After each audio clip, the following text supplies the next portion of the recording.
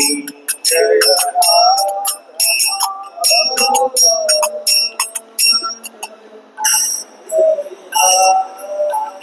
जय राधा माधव जय कुंज बिहारी।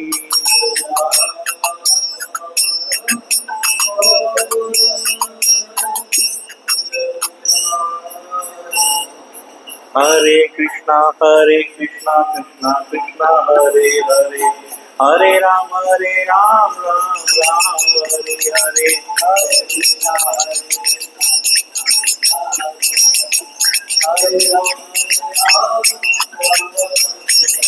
हरे कृष्णा कृष्णा कृष्णा हरे हरे, हरे राम राम राम हरे हरे।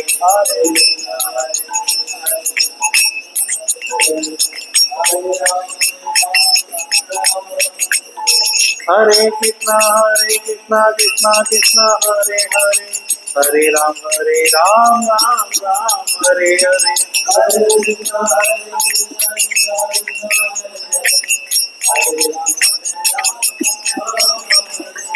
हरे कृष्णा कृष्णा कृष्णा हरे हरे, हरे राम राम राम हरे हरे। हरे कृष्णा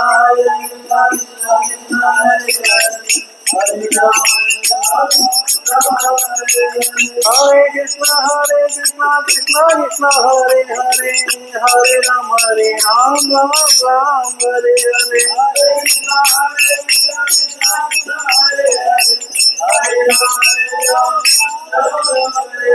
जय राधा गोपीनाथ राधा गोपीनाथ राधे,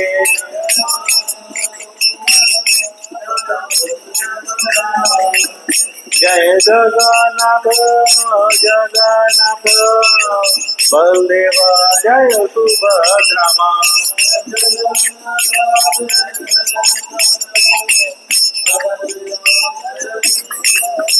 जय लक्ष्मी नरसिंहा लक्ष्मी नरसिंहा लक्ष्मी नरसिंहा जय लक्ष्मी नरसिंहा।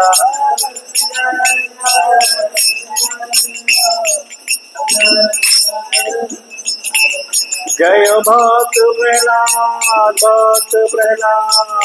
भक्त प्रहलाद जय भक्त प्रहलाद।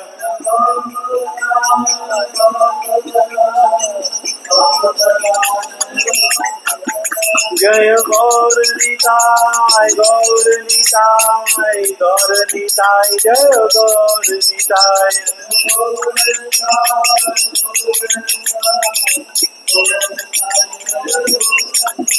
जय प्रभुपाद जय प्रभुपाद।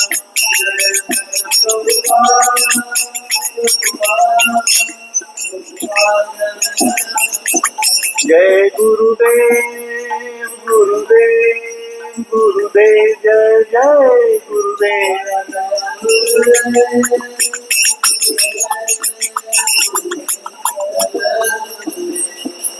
श्री श्री राधा गोपीनाथ की, श्री श्री जगन्नाथ बलदेव सुभद्रा की, श्री श्री गौर निताई की, जगत गुरु शीला प्रभुपाद की, आप सब भक्तवृंद की। ओम नमो भगवते वासुदेवाय।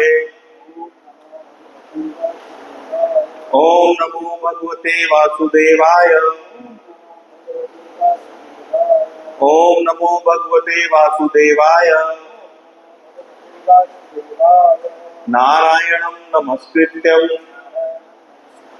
नरं चैव नरोत्तमं देवीं सरस्वतीं व्यासं ततो जयमुदीरयेत।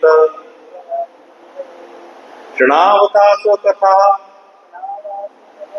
कृष्ण पुण्य श्रवण कीर्तनः हित्यन्तश्रोहित्रभद्राणि विदुनोति सहस्रताम्। नष्टप्रायेषु भद्रेषु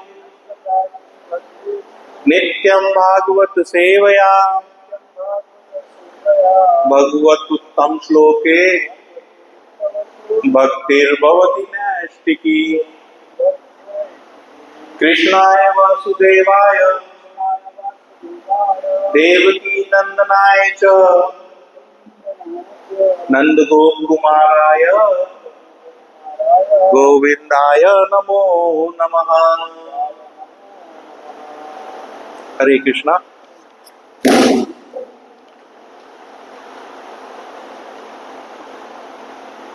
आज हम लोग तृतीय स्कंद के दूसरे अध्याय का 12वां नंबर का श्लोक देखेंगे और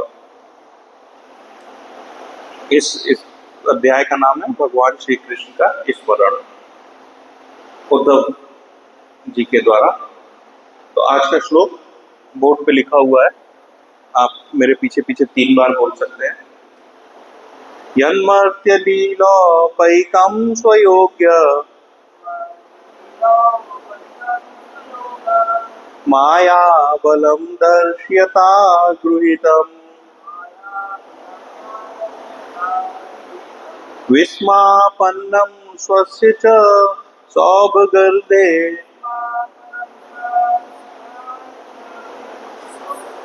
परम पदं भूषण भूषणांगम् यन्मर्त्य लीलोपैकं स्वयोग माया बलं दर्श्यता गृहीतम् विस्मापन्नं स्वस्य च सौभगर्दे परम पदं भूषण भूषणांगम् यन्मर्त्य लीलोपैकं स्वयोग माया बलं दर्श्यता गृहीतम् विस्मापन्नं स्वस्य च सौभगर्देह परम पदं भूषण भूषणांगम्।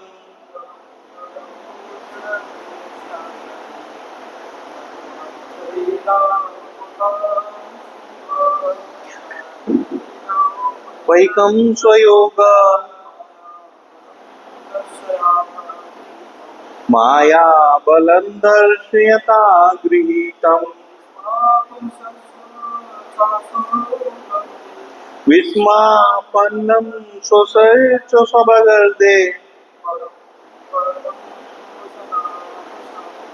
परम पदं भूषण भूषणांगम्। यन्मर्त्य लीलोपैकं स्वयोग माया बलं दर्श्यता गृहीतम् विस्मापन्नं स्वस्य च सौभगर्दे परम पदं भूषण भूषणांगम्। हरे कृष्णा। अन्वय अनुवाद एवं तात्पर्य श्री श्रीमद् कृष्ण कृपा मूर्ति अभय चरणार्वित भक्ति वेदांत स्वामी महाराज श्रीला प्रभुपाद के द्वारा। श्रीला प्रभुपाद की जय। अन्वय देखना है। यत् उनका जो नित्य रूप, मर्त्य मर्त्य जगत, लीला उपईकम लीलाओं के लिए उपयुक्त, स्वयोग माया बलम आंतरिक अतरंगी शक्ति का बल, दर्श्यता अभिव्यक्ति के लिए, गृहीतम ढूंढ निकाला, विस्मापन्नम अद्भुत, स्वस्य अपना, च तथा, सौभाग्य ऐश्वर्यवान का, परम परम, पदम गंतव्य, भूषण आभूषण, भूषण अंगम आभूषणों का। अनुवाद। भगवान श्री कृष्ण अपनी अतरंगी शक्ति योग माया के द्वारा मर्त्य लोक में प्रकट हुए। वे अपने नित्य रूप में आए जो उनकी लीलाओं के लिए उपयुक्त है। ये लीलाएं सबके लिए आश्चर्यजनक थीं, यहाँ तक कि उन लोगों के लिए भी जिन्होंने अपने ऐश्वर्य का गर्व है, जिसमें वैकुंठपति के रूप में श्री भगवान का स्वरूप भी सम्मिलित है। इस तरह उनका भगवान श्री कृष्ण का दिव्य शरीर समस्त आभूषणों का भी आभूषण है। तात्पर्य श्रीमद जगतगुरु श्रीला प्रभुपाद के द्वारा। जगतगुरु श्रीला प्रभुपाद की जय। वैदिक स्रोतों के अनुसार नित्यो नित्यानाम चेतश्चेतना नाम श्री भगवान भौतिक जगत में समस्त ब्रह्मांडों के भीतर के अन्य सारे जीवों की अपेक्षा अधिक उत्कृष्ट हैं। वे समस्त जीवों में प्रधान हैं। धन, बल, यश, सौंदर्य, ज्ञान अथवा त्याग के क्षेत्र में न तो कोई उनके समकक्ष है, न उनसे बढ़कर है। जब भगवान श्री कृष्ण इस ब्रह्मांड में थे तो वे मनुष्य जैसे प्रतीत होते थे, क्योंकि वे मर्त्य लोक की अपनी लीलाओं के लिए उपयुक्त रूप में प्रकट हुए थे। वे मानव समाज में अपने चतुर्भुजी वैकुंठ स्वरूप में प्रकट नहीं हुए, क्योंकि यह स्वरूप उनकी लीलाओं के लिए उपयुक्त न होता। किंतु मनुष्य के रूप में प्रकट होते हुए भी कोई भी व्यक्ति विविध षड ऐश्वर्यों में से किसी एक में भी न तो उनके तुल्य था न है। हर व्यक्ति इस जगत में अपने ऐश्वर्य के प्रति न्यूनाधिक गर्वित रहता है, किंतु जब भगवान श्री कृष्ण मानव समाज में थे तो वे ब्रह्मांड में अपने समस्त समकालीन व्यक्तियों से बढ़कर थे। जब श्री भगवान की लीलाएं मनुष्य को दृष्टिगोचर होती हैं तो वे प्राकृत कहलाती हैं, और जब वे दृष्टिगोचर नहीं होती तो अप्राकृत कहलाती हैं। वस्तुतः श्री भगवान की लीलाएं कभी नहीं रुकती। जिस तरह सूर्य कभी आकाश को नहीं छोड़ता, सूर्य सदैव आकाश में सही कक्षा पर बना रहता है, किंतु हमारी सीमित दृष्टि में वह कभी दिखाई नहीं देता, तो कभी ओझल हो जाता है। इसी तरह श्री भगवान की लीलाएं सदैव किसी न किसी ब्रह्मांड में चलती रहती हैं, और जब भगवान श्री कृष्ण द्वारका के दिव्य धाम से अंतर्धान हो गए तो यह केवल वहां के लोगों की आंखों से उनका ओझल होना था। इससे यह गलतफहमी नहीं होनी चाहिए कि उनका दिव्य शरीर जो मर्त्य लोक की लीलाओं के लिए उपयुक्त था, वह वैकुंठ लोक में उनके विभिन्न विस्तारों से किसी तरह निकृष्ट था। भौतिक जगत में प्रकट होने वाला उनका शरीर इस बात में सर्वोत्कृष्ट है कि मर्त्य लोक में उनकी लीलाएं वह वैकुंठ लोक में प्रदर्शित उनकी कृपा से बढ़कर है। वैकुंठ लोक में श्री भगवान मुक्त या नित्य मुक्त जीवों के प्रति ही दयालु होते हैं, किंतु मर्त्य जगत में अपनी लीलाओं में वे उन पतित आत्माओं पर भी दयालु होते हैं जो नित्य पद हैं। मर्त्य लोक में अपनी अतरंगी शक्ति या योग माया के माध्यम द्वारा प्रदर्शित क्षण ऐश्वर्य वैकुंठ लोक तक के दुर्लभ है। उनकी समस्त लीलाएं किसी भौतिक शक्ति द्वारा नहीं, अपितु उनकी आध्यात्मिक शक्ति द्वारा प्रदर्शित की गई हैं। वृंदावन में उनकी लीला की अनुपमता तथा 16,000 पत्नियों के साथ उनका गृहस्थ जीवन वैकुंठ में नारायण के लिए भी आश्चर्यजनक है, और इस मर्त्य लोक के अन्य जीवों के लिए भी निश्चित रूप से ऐसा ही है। उनकी लीलाएं श्री भगवान के अन्य अवतारों के लिए भी, यथा श्री राम, नृसिंह तथा वराह के लिए भी आश्चर्यजनक है। उनका ऐश्वर्य इतना सर्वोत्कृष्ट था कि उनकी लीलाओं की प्रशंसा वैकुंठ के स्वामी द्वारा भी की गई है, जो कि स्वयं भगवान कृष्ण से भिन्न नहीं है। हरि बोल।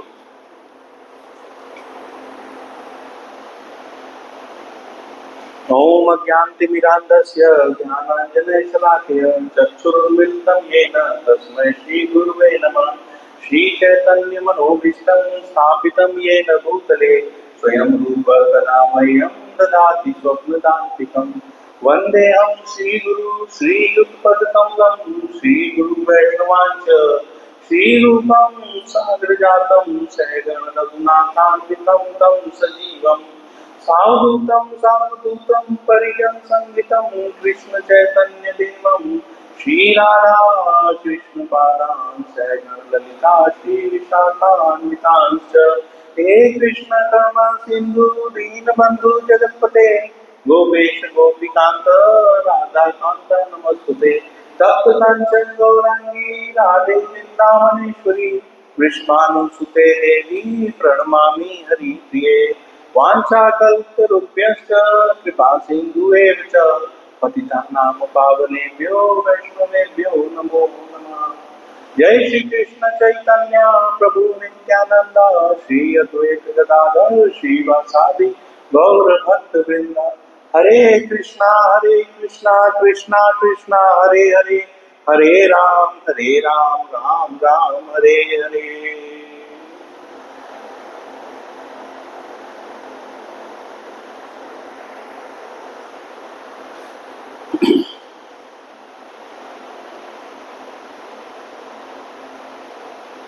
हरे कृष्णा प्रभु जी। आज 12वें श्लोक की विवेचना करेंगे और 11वें श्लोक में, पिछले श्लोक में हमने क्या देखा कि उद्धव महाराज ने भगवान की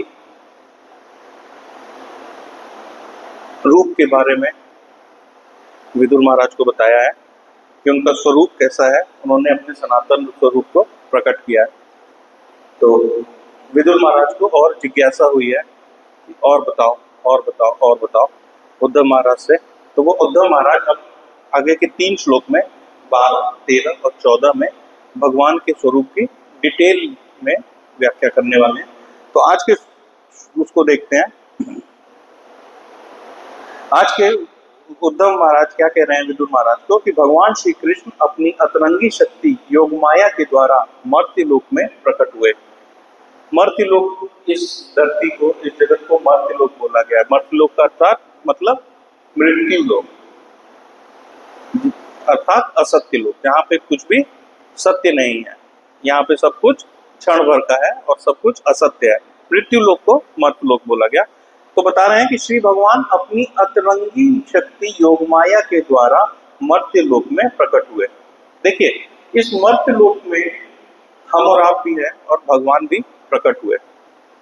हमारे और आपके संग एक क्लॉज लगा था, एक कंडीशन थी कि हम योग माया के द्वारा बंधे हुए थे, तब हम इस मृत्यु लोक में आए। लेकिन भगवान ऐसे किसी बंधन में नहीं बनते। क्यों? क्योंकि योग माया स्वयं उनकी अतरंगी शक्ति है। योग माया ने हमारे कर्मों के अनुसार हमें शरीर दिया इस मृत्यु लोक में। योग माया ने बोला तुम्हारे कर्म है तुम कुत्ते का शरीर लो, तुम्हारे कर्म है तुम छिपकली का शरीर लो। और हम जीवात्मा इतने बेबस है योग माया के आगे कि हम वहां पे कुछ बोल नहीं सकते। जो शरीर हमारे कर्मों के अनुसार हमें मिलेगा, हमें वही शरीर धारण करके इस मृत्यु लोक में आना पड़ेगा। लेकिन भगवान इन सब नियम कानून से ऊपर है। क्यों? क्योंकि योग माया जो शक्ति है वो भगवान के अंडर में काम करती है। तो जो अंडर में काम करता है वो कभी भी अपने सीनियर को ऑर्डर नहीं दे सकता। सेम यही केस भगवान के संग भी है। भगवान अपनी मर्जी से इस धरा पे, इस मर्त्य लोक में आते हैं और अपना लीलाएं यहाँ पे करते हैं। देखिए, लीला का अर्थ हुआ कि स्वेच्छा से किया गया कार्य। हम और आप इस धरती पे आके कोई लीला नहीं करते हैं, हम बंधन में बंध के कार्य करते हैं। लेकिन भगवान के जो भी कार्य होते हैं वो क्या होते हैं? लीला होते हैं। क्यों? क्योंकि वो स्वेच्छा से करते हैं। उनका दिल करेगा तो करेंगे, दिल नहीं करेगा तो नहीं करेंगे। लेकिन हम बद्ध जीव ऐसा नहीं कर सकते हैं। हम और आप हर पल हर क्षण बंधन में बंधे हैं। हम स्वेच्छा से कोई कार्य नहीं कर सकते। यही अंतर है भगवान का और हमारा। जैसे इसको और एक एग्जांपल से समझते हैं। जैसे किसी जेल में कोई कैदी आता है, तो वो जब जेल में आता है कोई भी कैदी, तो वो कैसे आता है? सरकारी गाड़ी में आता है और 10-12 पुलिस वाले उसके संग में होते हैं, तभी आता है ना। पर्सनल गाड़ी से तो कोई जेल नहीं जाता। तो वो सरकारी गाड़ी में भी आता है और पुलिस वाले भी उसके आसपास रहते हैं। वो महत्वपूर्ण व्यक्ति होता है कैदी के सापेक्ष में, वो भी जेल में आता है और जेल के नियम कानून से बंद करके वहां पे सजा काटता है। और अगर देश का प्रधानमंत्री ये विचार करे कि चलो जेल में जाके देखना है कि जेल में व्यवस्थाएं कैसी हैं, तो आप देखिए वो भी सरकारी गाड़ी से आएंगे, पुलिस वालों से घिरे हुए ही आएंगे और जेल के अंदर ही आएंगे प्रभु जी। तो कोई भी सामान्य कैदी ये सोच सकता है कि एक और नया कैदी हमारे बीच में आ गया, लेकिन क्या ऐसा है? नहीं।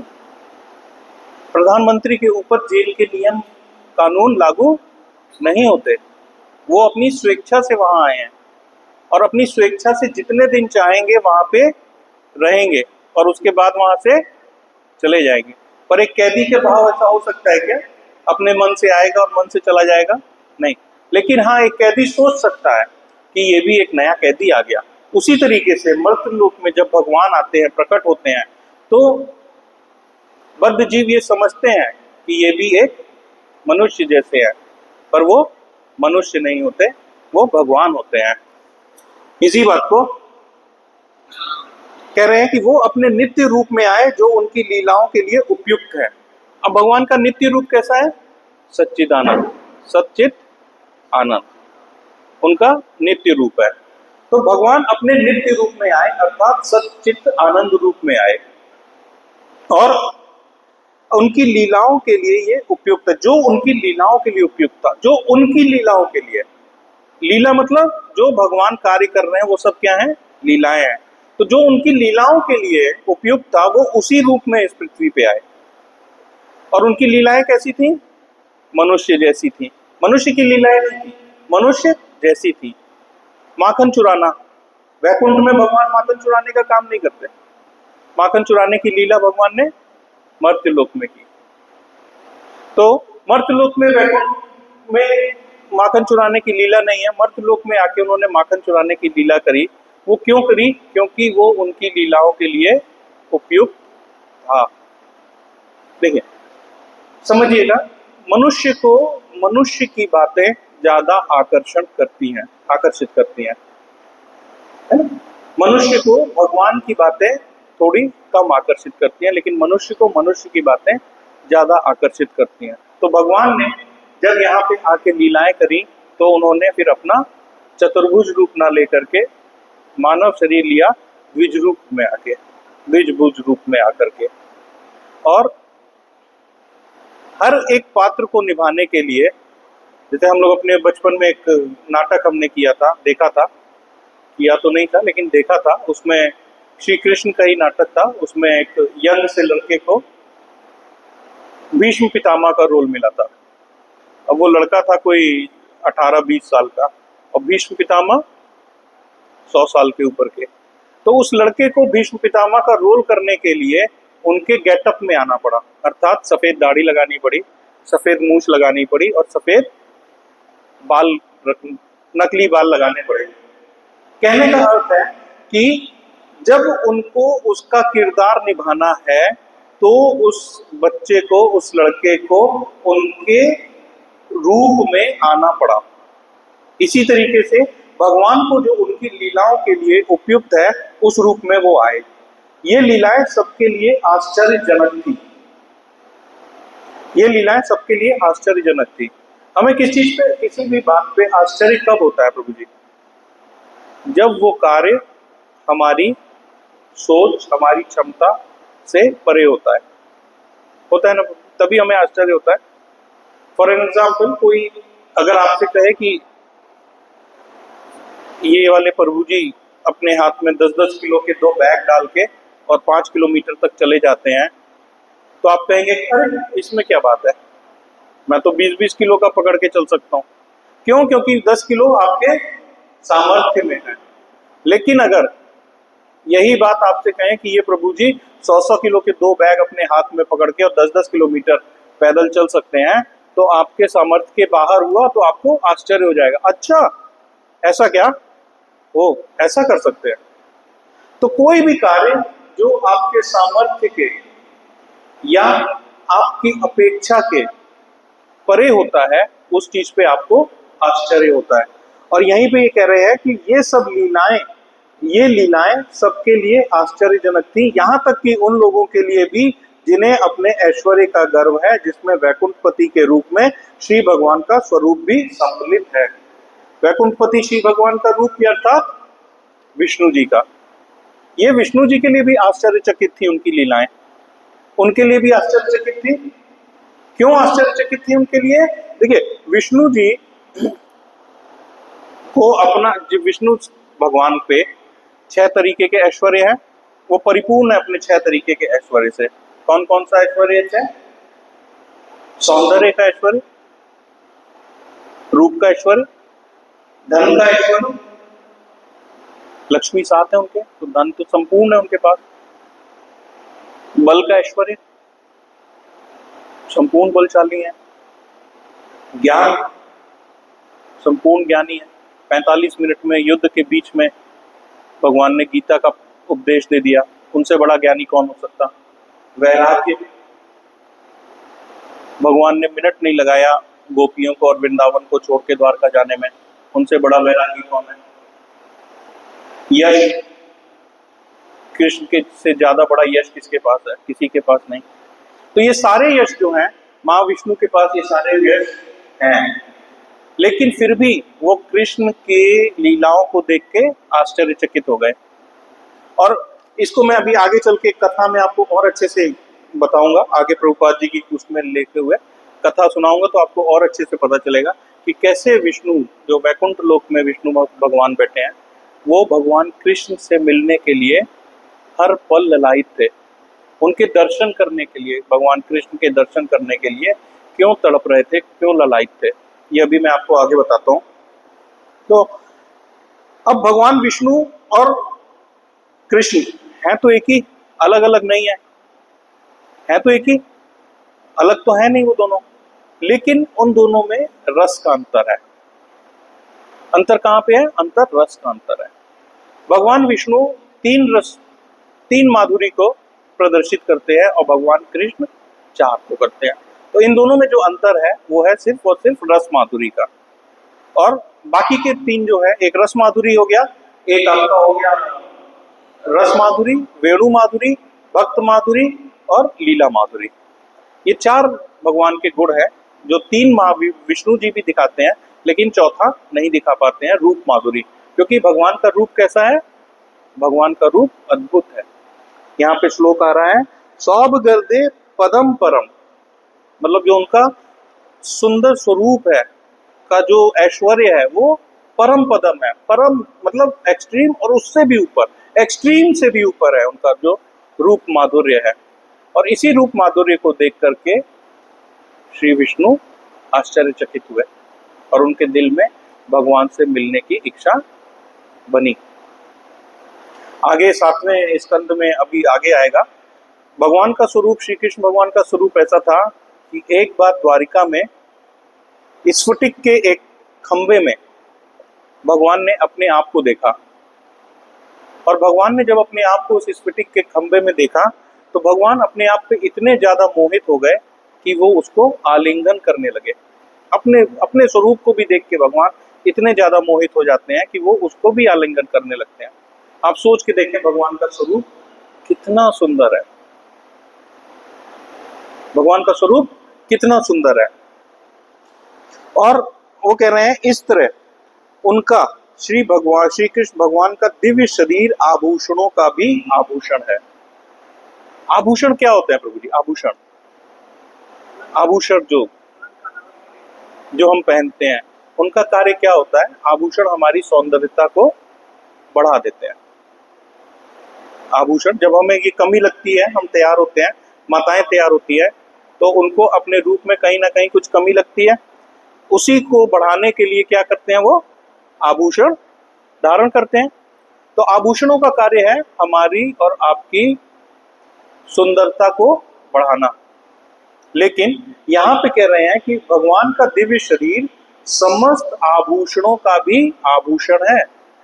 जो आभूषण हमारे और आपकी सुंदरता को बढ़ाते हैं, वही आभूषण जब भगवान के दिव्य शरीर पे चले जाते हैं तो उन आभूषणों की भी वृद्धि हो जाती है, उन आभूषणों के भी सौंदर्य में वृद्धि हो जाती है। इस बात को ऐसे समझिए, ऑल्टर के पीछे अलमारी है जहाँ भगवान की सारी ड्रेसेस टंगी हुई हैं, जहाँ भगवान की सारी ज्वेलरी रखी हुई है। अब उन आभूषणों को अगर आप देखेंगे तो उनमें इतना कोई अट्रैक्शन आपको नहीं लगता, लेकिन वही आभूषण, वही परिधान जब भगवान के ऊपर सज जाता है तो उन आभूषणों और उन परिधानों की जो आभा होती है वो 4 गुना बढ़ जाती है। तो जो आभूषण हम मर्त्य लोक के वासियों के लिए हमारा सौंदर्य बढ़ाने के लिए है, उन्हीं आभूषणों का सौंदर्य भगवान के दिव्य शरीर पे जाने से बढ़ जाता है। आप समझ रहे प्रभु जी? ये है भगवान का दिव्य शरीर,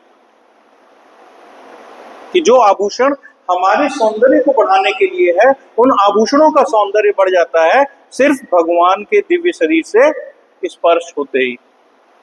इस बात में है छोटी सी बात, लेकिन बहुत बड़ी शिक्षा है प्रभु जी।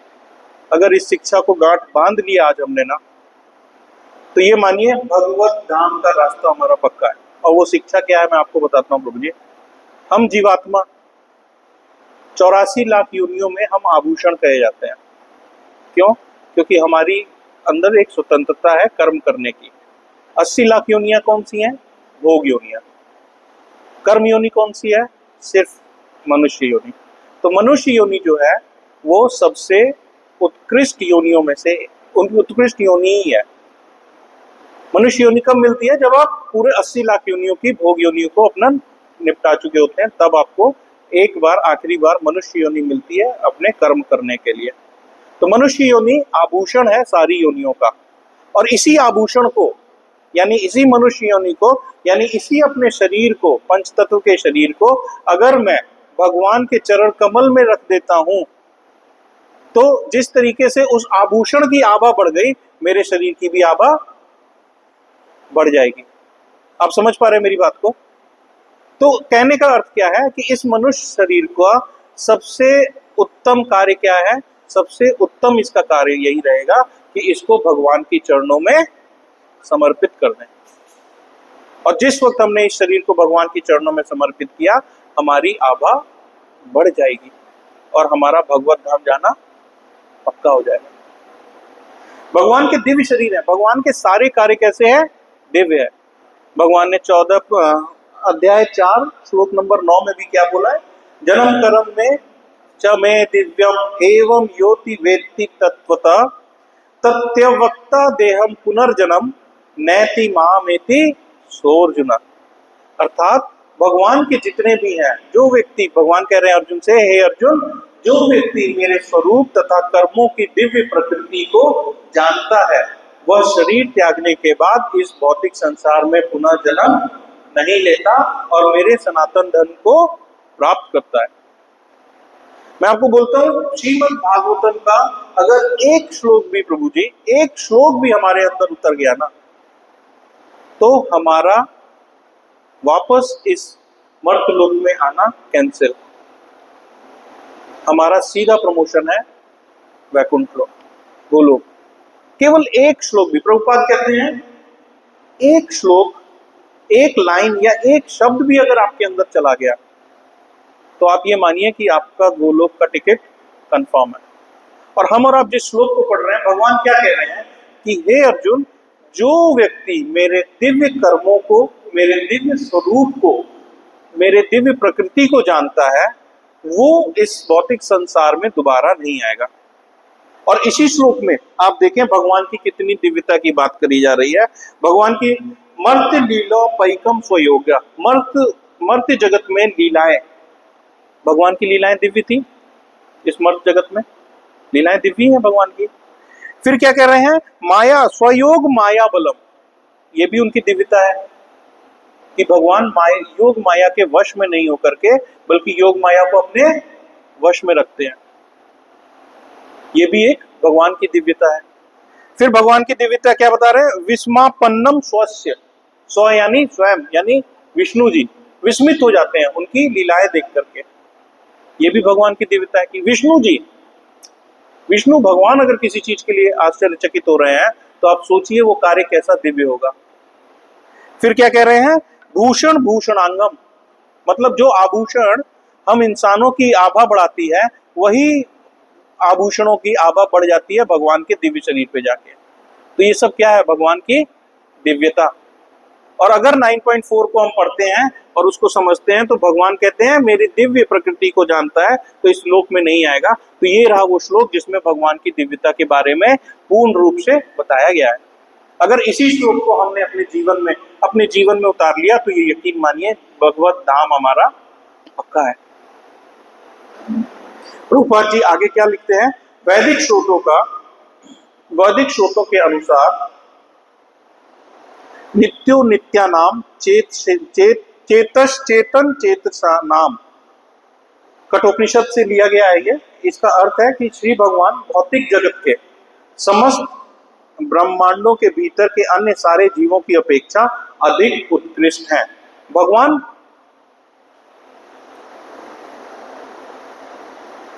समस्त ब्रह्मांडों के भीतर के सारे जीवों की अपेक्षा अधिक उत्कृष्ट हैं। वे समस्त जीवों में प्रधान है। देखिए हमारे और आपके घर में प्रधान कौन है, हमारे आपके घर में हमारे पिताजी, उनकी चलती है ना प्रधान, मतलब जिसकी घर में चलेगी। हमारे पिताजी, उनकी घर में चलती है। इस शहर में कौन प्रधान है, कलेक्टर है। इस स्टेट में कौन है, जो सीएम है। इस कंट्री में कौन है, जो पीएम है, जिसकी चलती है। लेकिन भगवान सबके प्रधान है। क्यों ऐसा बोला भगवान ने, क्योंकि 14.4 में भगवान ने क्या बोला, अहम बीज प्रदा पिता, मैं उन सब का बीजदाता पिता हूं। और भगवान ने इस बात को बोली है कि अहम बीज प्रदा पिता।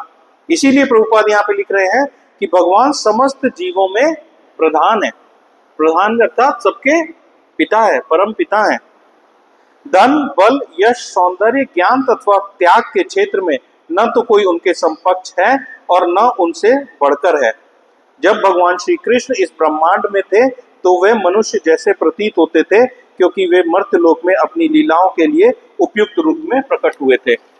भगवान अगर इस मर्त्य लोक में चतुर्भुज रूप में आए होते तो आपको ग्वाल बाल उनके संग खेल पाते, गोपियां उनके संग रास कर पाती, नहीं कर पाती।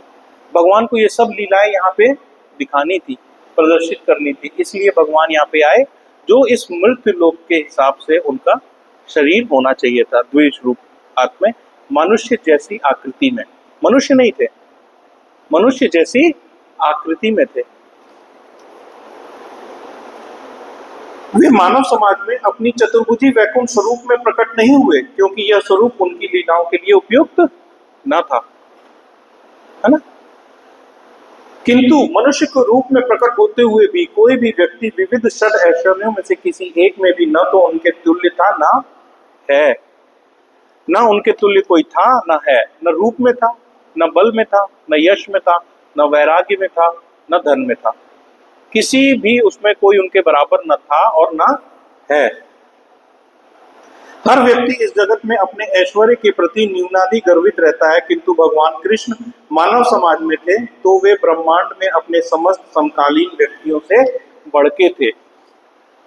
देखिए द्वापर में जब भगवान यहाँ पे आए, जब भगवान ने यहाँ प्रकट हुए तो वो अपने सारे समकालीन लोगों से बढ़के थे। इसी मैं जो कथा कह रहा था, 5 मिनट लेता हूँ वो कथा बताने में। हम इस कथा को अभी और आगे पढ़ेंगे 10वें स्कंद के 89 नंबर चैप्टर में 58 से लेके 62 श्लोक तक। द्वारका में एक ऋषि महाराज थे, उनके संतान होती थी और वो मर जाती थी। तो उस वक्त एक ऐसा वो था कि अगर राजा अपने कार्य से विमुख हो जाए, राजा अपने दायित्व को पूर्ण अच्छे से ना निभा पाए, तो उसका फल वहां के ब्राह्मणों को मिलता था। तो जैसे ही ब्राह्मण का प्रथम पुत्र पैदा हुआ और वो मर गया, तो ब्राह्मण इसका दोष देने सीधे राजा के पास चला गया। और उसी राजा के पास श्री कृष्ण मंत्री थे, वो भी वहां बैठे हुए थे। उसने वहां जाके बड़ी कठोर बातें राजा को बोली कि हे राजा, तेरे करके तुमने चूंकि अपना कार्य पूरे अच्छे से नहीं किया, शास्त्र संबद्ध कार्य नहीं किए, इसका दंड मुझे मिला और मेरे बच्चे मर गए। करते करते करते करते उसका 9वां बच्चा भी आया और उसका 9वां बच्चा भी मर गया। अब ऋषि महाराज और क्रोधित हो गए और वो जाके बहुत ही अपशब्द बोला उन्होंने महाराज को। और उस वक्त वहां पे अर्जुन भी आए हुए थे, अर्जुन बैठे हुए थे। अर्जुन खड़े हुए और उन्होंने बोला, हे ऋषिवर, आप बिल्कुल चिंता ना करें, गांडीवधारी अर्जुन अब इस द्वारका में है और अब मैं आपको वचन देता हूं कि अगला जो भी पुत्र होगा आपका, वो मरेगा नहीं, मैं उसको काल से भी छीन के आपके पास लेके आऊंगा। तो राजा ने बोला, सॉरी, तो ऋषि महाराज ने बोला, तुम क्या कर लोगे अर्जुन, यहाँ श्री कृष्ण बैठे हैं, उन्होंने अभी तक कुछ नहीं किया तो तुम कैसे कुछ कर सकते हो। अर्जुन को गुस्सा आ गया, ऐसा कैसे, श्री कृष्ण तो दोस्त है मेरे, उनसे ज्यादा मेरे पे बल है। उनने बोला, अगर ऋषि मैं आपके बच्चे को नहीं बचा पाया तो मैं अग्नि में प्रवेश कर जाऊंगा। अब उन्होंने इतना बड़ा संकल्प तो ले लिया अपने गांडीव के भरोसे पे। अब आ गया वो दिन, अर्जुन को समाचार मिला कि भाई प्रसव पीड़ा उत्पन्न हो चुकी है उनकी पत्नी को और किसी भी क्षण बालक उत्पन्न हो सकता है, बालक आ सकता है। तो अर्जुन ने अपने बाणों से एक पिंजरा बना दिया, बाणों के ऊपर बाण लगा लगा के, जय जय श्री राधा गोपीनाथ की जय, उसने एक पिंजरे का जाल बना दिया। और कहते हैं उस जाल को, वो ऐसा जाल बनाया कि उस जाल को हवा, मौत तक भी उस जाल को क्रॉस नहीं कर सकती थी। हुआ वही, वो बालक पैदा हुआ और पैदा होते ही इस बार वो बालक सशरीर गायब हो गया। अभी तक तो शरीर तो मिलता था ऋषि को, इस बार तो शरीर भी गायब हो गया। अब ऋषि को तो भयंकर आग बबूला, वो तो अर्जुन पे चढ़ गए, वही तेरे करके तो शरीर भी नहीं मिला, पिछले 9 शरीर तो मिले थे कम से कम, इस बार तो शरीर भी नसीब नहीं हुआ हमें। अर्जुन गुस्से में थे, अर्जुन ने तुरंत यात्रा शुरू की, यमलोक चले गए और सीधा यमराज के पास जाके उनसे क्वेश्चन किया, बच्चा वापस करो। राज ने बोला, यहाँ तो कोई बच्चा है ही नहीं है, आप देख लो पूरा मेरा यमलोक, यहाँ तो कोई बालक है ही नहीं। अर्जुन ने 14 लोक, ब्रह्मलोक भी, 14 लोकों को अर्जुन ने भ्रमण करके एक एक कोना कोना 14 लोक का खोज लिया, पर वो बालक नहीं मिला। अर्जुन का सामर्थ्य देखिए, सशरीर यमलोक गए, बच्चे को खोजा और 14 लोकों में खोजा और वहां पे उनको वो बच्चा नहीं मिला। हार करके अर्जुन वापस आ गए, ऋषि से माफी मांगी और अग्नि में प्रवेश करने लगे। जैसे ही अग्नि में जाने लगे तो कृष्णा ने उन्हें पकड़ा, बोला, मैं तुम्हें दिखाता हूं इनके बच्चे कहाँ हैं। कृष्ण ने उनको अपने दिव्य रथ पे बैठाया और भगवान कृष्ण ने अर्जुन को अपने दिव्य रथ पे बैठा के 7 महासागर, 7 द्वीप पार कर गए और लोकालोक पर्वत श्रृंखला को पार कर गए और घने अंधकार के क्षेत्र में चले गए। कहते हैं वो इतना घना अंधकार था कि भगवान के जो दिव्य घोड़े थे उनको भी कुछ नहीं दिख रहा था और वो भी रास्ते में विचलित हो रहे थे। तब भगवान ने अपने प्रज्वलित चक्र को आगे आगे चलाया, उसने रोशनी दी और भगवान का ये रथ चलता चला गया। उस अंधकार को काटते काटते भगवान का रथ चलता चला गया और वो कहाँ पहुंचा, वो पहुंचा क्षीर महासागर, कारण महासागर में, जहां विष्णु भगवान हजारों फन वाले नागराज पे विश्राम कर रहे थे। वहां पहुंचे, फिर वहां पहुंचते ही भगवान ने विष्णु जी ने भगवान श्री कृष्ण को और अर्जुन को अभिवादन किया और बोला, हे ब्राह्मण के पुत्र, मैं ब्राह्मण के पुत्रों को यहाँ किस लिए लाया हूं, सिर्फ आपके और अर्जुन के दर्शन करने के लिए। विष्णु जी ने, जो भगवान हैं, उन्होंने ये कदाचार क्यों किया, ब्राह्मण के पुत्रों को हर लेना कितना बड़ा कदाचार है। विष्णु जी ने ये क्यों किया, सिर्फ कृष्ण भगवान की झलक पाने के लिए। आप समझिए कृष्ण भगवान का ऐश्वर्य। ये अभी पहली लाइन में प्रभुपाद ने लिखा था ना कि यहां तक कि उन लोगों के लिए भी जिन्हें अपने ऐश्वर्य का गर्व है, जिनमें वैकुंठपति रूप में श्री भगवान का स्वरूप भी सम्मिलित है। वैकुंठ रूप में बैठे हुए विष्णु जी भी आश्चर्यचकित हो जाते हैं और भगवान से मिलने के लिए वो ये कुकृत्य भी कर गए कि उन्होंने ब्राह्मण के बच्चों का अपहरण कर लिया। इसके बाद कई सारे सवाल हैं जो अर्जुन ने किए। अर्जुन ने पूछा उनसे कि अगर आपको भगवान को ही देखना था तो जब आपने प्रथम पुत्र को मारा, प्रथम पुत्र को हरा, उस वक्त भी श्री कृष्ण को यह बात पता थी, लेकिन श्री कृष्ण उस वक्त क्यों नहीं आपको आके दर्शन दे दिया, तो बाकी के ये 9 बच्चे बच जाते। तब कृष्णा ने कहा कि यहाँ पे मैं बच्चों को बचाने के लिए नहीं आया था अर्जुन। अगर बच्चे बचाना मेरा उद्देश्य होता तो मैं पहले बच्चे की मृत्यु के बाद ही यहाँ पे आ जाता और बच्चों को ले जाता। मैंने तुम्हें अग्नि में जाने से बचाया है क्योंकि तुम मेरे प्रिय हो। भगवान अपने प्रिय को किसी भी परिस्थिति में जाने से, किसी भी विषम परिस्थिति में जाने से बचा लेते हैं अगर आप भगवान के भक्त हैं। इस बात से हमें ये पता चलता है कि सिर्फ भगवान ने 10 पुत्रों का वेट क्यों किया, क्योंकि अर्जुन अब जो था वो अग्नि में प्रवेश करने वाला था और अर्जुन को बचाने के लिए भगवान ने ये सारी लीला करी है। तो अर्जुन ये समझ गए थे कि जो हमारे संग माधव है, जो कृष्ण है, वो कोई लौकिक पुरुष नहीं है, वो भगवान विष्णु से भी ऊपर है, विष्णु से भी ऊपर है। तो विष्णु से मिल के आए अर्जुन। जब मिल के आए, अर्जुन से पूछा होगा तो उन्होंने बताया मैं विष्णु से मिल के आया। तो कितना बड़ा अर्जुन का रुतबा रहा होगा। लेकिन अर्जुन को भी ये पता है किसकी वजह से मिल के आए, कृष्ण की वजह से। और विष्णु ने स्वयं कहा कि मैं कृष्ण के दर्शन करना चाहता था, इसलिए ये कार्य किया। तो कृष्ण की महत्ता यहां से हमें समझ में आती है। तभी प्रभुपाद यहाँ पे मेंशन कर रहे हैं, किंतु जब भगवान श्री कृष्ण मानव समाज में थे तो वे ब्रह्मांड में अपने समस्त समकालीन व्यक्तियों से बढ़के थे। अर्जुन का सामर्थ्य देखिए, वो यमलोक चले गए, 14 लोकों में उस बच्चे को खोज आए, ब्रह्मा के पास खोज के आ गए, ब्रह्मलोक चले गए, ब्रह्मा से पूछ के आ गए। इतना सामर्थ्य था उनमें। लेकिन श्री कृष्ण उनसे भी ज्यादा सामर्थ्यवान थे। जब श्री भगवान की लीलाएं मनुष्य को दृष्टिगोचर होती हैं तो वो प्राकृत कहलाती हैं, और जब वे दृष्टिगोचर नहीं होती तो अप्राकृत कहलाती हैं। वस्तुतः श्री भगवान की लीलाएं कभी नहीं रुकती, जिस तरह सूर्य कभी आकाश को नहीं छोड़ता। देखिए, हम और आप ये मानते हैं कि भगवान त्रेता युग में आए और जल समाधि लेके इस धरा को छोड़ गए, साकेत वापस चले गए। भगवान द्वापर में आए और वापस लोक चले गए, लेकिन ऐसा है नहीं।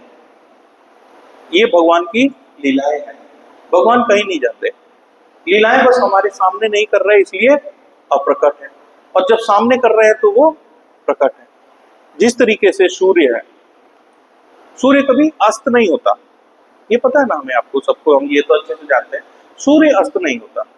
पृथ्वी माँ जो हमें गोद में ली हुई है वो मुड़ जाती है और अपनी पीठ सूर्य की तरफ कर लेती है, लेकिन सूर्य तो अपनी कक्षा में है। उसी तरीके से भगवान की लीलाएं चल रही हैं, हर ब्रह्मांड में चल रही हैं, हर पल चल रही हैं। हमारे सामने हो रही हैं तो वो प्रकट लीला है, हमारे सामने नहीं हो रही हैं तो वो अप्रकट लीला है। आज भगवान इस धरा पे नहीं है, आज भगवान इस धरा पे नहीं है तो इसका अर्थ ये नहीं कि उनकी लीलाएं नहीं चल, किसी न किसी ब्रह्मांड में भगवान की लीलाएं चल रही हैं। वो हमें नहीं दिख रही हैं, क्यों? क्योंकि हम उस लायक नहीं हुए हैं, हम उसके योग नहीं है, हमारे अंदर कोई योग्यता नहीं आई है।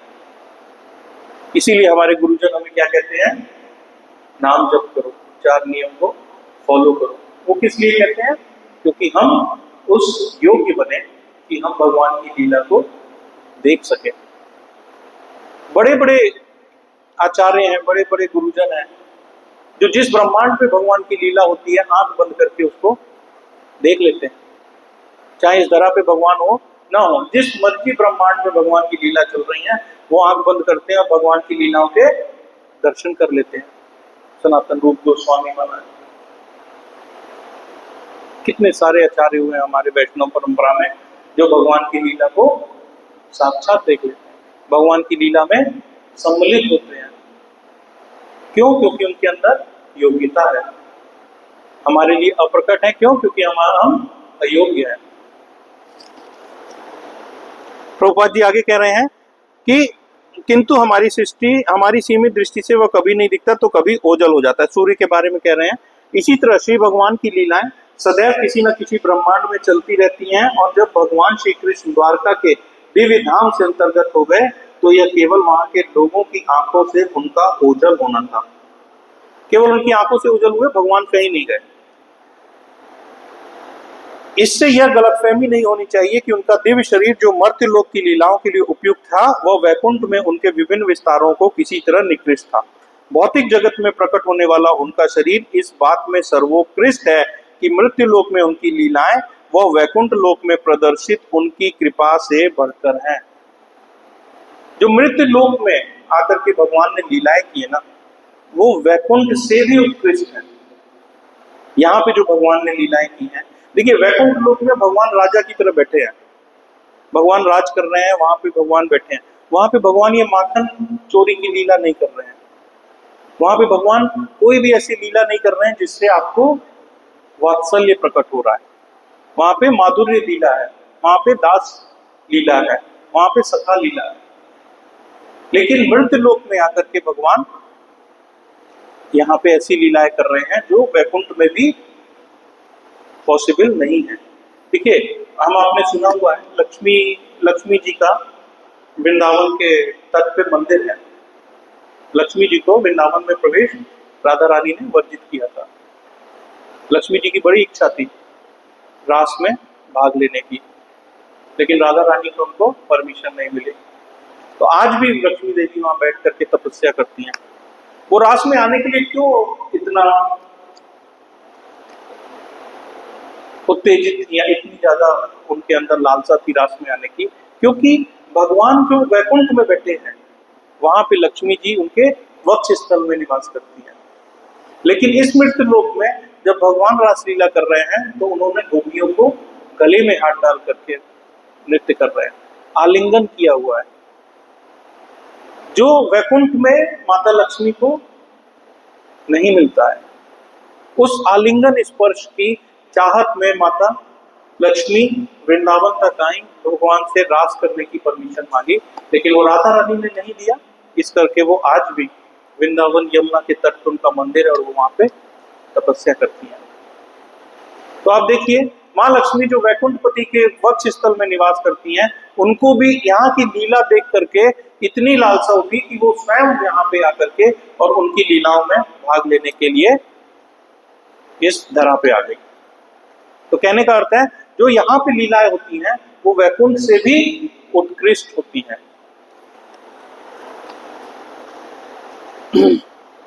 वैकुंठ में श्री भगवान मुक्त तथा नित्य मुक्त जीवों के प्रति ही दयालु होते हैं, किंतु मर्त्य जगत में अपनी लीलाओं में वे पतित आत्माओं पर भी दयालु होते हैं जो नित्य पद हैं।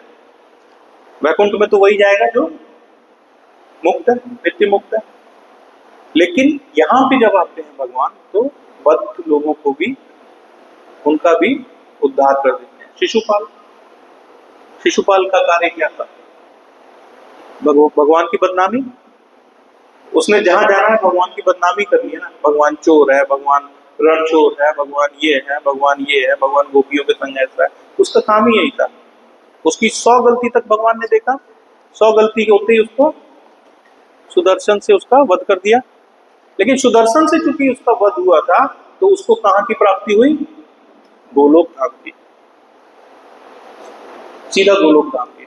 शिशुपाल जैसा बद्ध आत्मा, पतित आत्मा, जो भगवान के तिरस्कार के अलावा उसके मुंह से कुछ निकलता ही नहीं था, उसका भी भगवान ने इस धरा पे आकर के और उद्धार कर दिया। तो हम भक्त आत्मा जो सुबह शाम भगवान तक साफ हृदय से नाम लेते हैं, हरे कृष्णा कृष्णा कृष्णा हरे हरे, हरे राम राम हरे हरे, तो हम आप भक्तों की तो बात ही छोड़ दीजिए। शुद्ध मन से अगर ये नाम लेते रहेंगे तो हमारा उद्धार 100% पक्का है। आगे लिखते हैं, मर्तलोक में अपनी अतरंगी शक्ति या योग माया के माध्यम से षड ऐश्वर्य वैकुंठ लोक तक में दुर्लभ है। इसकी समस्त लीलाएं किसी भौतिक शक्ति द्वारा नहीं अपितु उनकी आध्यात्मिक शक्ति द्वारा प्रदर्शित की गई हैं। वृंदावन में उनकी लीला रास लीला की अनुपमता तथा 16,000 पत्नियों के साथ उनका गृहस्थ जीवन वैकुंठ में नारायण के लिए भी आश्चर्यजनक है और इस मर्तलोक में अन्य जीवों के लिए भी निश्चित रूप से ऐसा ही है। 16,000 पत्नियां रखना भाई, वैकुंठ में भी विष्णु जी के लिए नहीं माया, वहां भी एक ही पत्नी है और बाकी सारे जीवों की भी एक ही पत्नी है। एक पत्नी पे आदमी को पता है क्या हाल है, 16,000 पत्नियों के संग भगवान का वास रहा है इस धरती पे। और इस मृत लोगों के अन्य जीवों के लिए भी निश्चित रूप से ऐसा ही है। उनकी लीलाएं भगवान के अन्य अवतारों के लिए भी यथा श्री राम, नरसिंह तथा वराह के लिए भी आश्चर्यजनक है। कहते हैं चित्रकूट में एक बार श्री राम माता सीता के संग टहल रहे थे, तो वहां पे कई सारे ग्वाल बाल को देख करके श्री राम हंसने लगे, मुस्कुराने लगे। माता सीता ने पूछा कि आप ये क्या हुआ स्वामी, इन ग्वाल बालों को देख के आप इतना मुस्कुराने क्यों लगे? तो भगवान श्री राम ने उनको बताया कि मेरा जो द्वापर में अवतार होगा कृष्ण के रूप में, तब मैं इन ग्वाल बाल के संग लीलाएं करूंगा, उसी को याद करके मुझे मुस्कुराहट आ गई। तो माता सीता ने पूछा कि वो कितना दिव्य रूप होगा, कैसा रूप होगा, कितना सुंदर रूप होगा, उस रूप के आप मुझे दर्शन कराइए। तब भगवान ने एक पत्थर पे अपने तीर से अपने कृष्ण के रूप को उकेर के उनको दिखाया और माता सीता ने चित्रकूट में उसकी पूजा की। आज भी वो रूप उड़ीसा और कलकत्ता के बीच में खीर चोर गोविंद के नाम से विख्यात है। खीर चोर गोविंद, खीर चोरा गोविंद जो है वो आज भी उस नाम से विख्यात है और आज भी वहां पे खीर का भोग लगता है। माता सीता ने उसको चित्रकूट में किया, खीर चोरा को।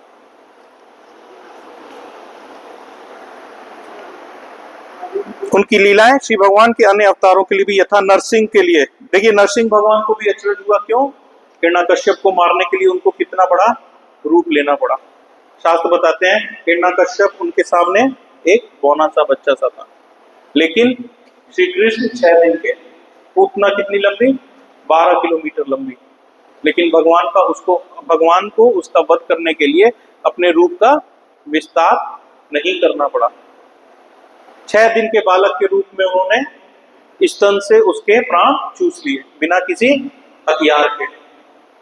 नरसिंह देव जी भगवान को तो नाखूनों को अपना हथियार बनाना पड़ा, ये उनको आश्चर्य में डाला इस लीला ने उनकी। और आगे कहते हैं उनका ऐश्वर्य इतना सर्वोत्कृष्ट था कि उनकी लीलाओं की प्रशंसा वैकुंठ के स्वामी द्वारा भी की गई, जो कि स्वयं श्री कृष्ण भगवान से भिन्न नहीं है।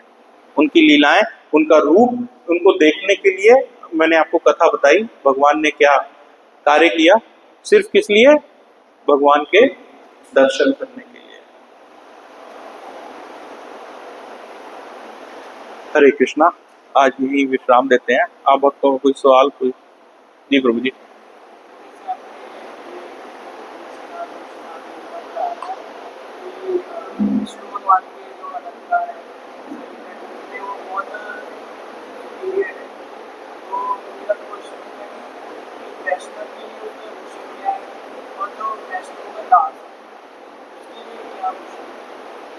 प्रभु जी, हम जो वैष्णव के भूषण है और हमारा भूषण है हमारे वैष्णव जन, हमारे गुरुजन, हमारा भूषण हमारे गुरुजन है। वो जितना हमसे प्रसन्न रहेंगे हम उतने ही आभूषित रहेंगे। और वैष्णव का अगर आभूषण देखेंगे तो वो आभूषण है कृष्ण की सेवा और नाम जप।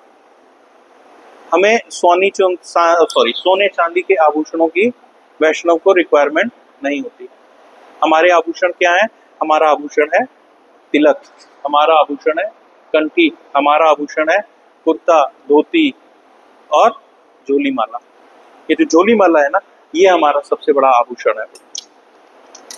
ये हमारे ये आभूषण है, और इन्हीं आभूषणों को से जब हम सुसज्जित हैं और हमें और अपनी अंदर अगर अपनी आभा को और बढ़ाना है तो हमें क्या करना होगा? हमें अपने गुरु और गौरांग को समर्पित कर देना होगा अपने आप को।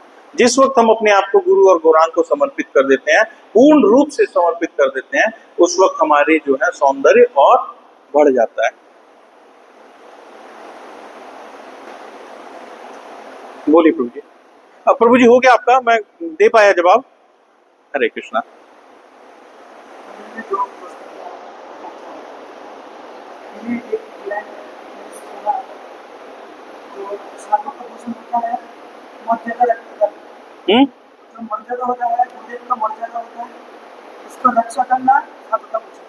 हाँ, साधु का भूषण। उसकी मर्यादा, उनके वचन की मर्यादा, वो भी आभूषण है। एक वचन में कहा जो मर्यादा रखता था साधु का भूषण। हाँ, साधु, शास्त्र, संत, इनके वचनों की मर्यादा रखना भी हमारा आभूषण है।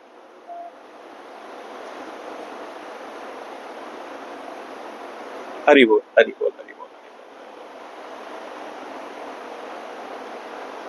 श्रीमद् भागवत महापुराण की, अनंत कोटि वैष्णव वृंद की, श्रील प्रभुपाद की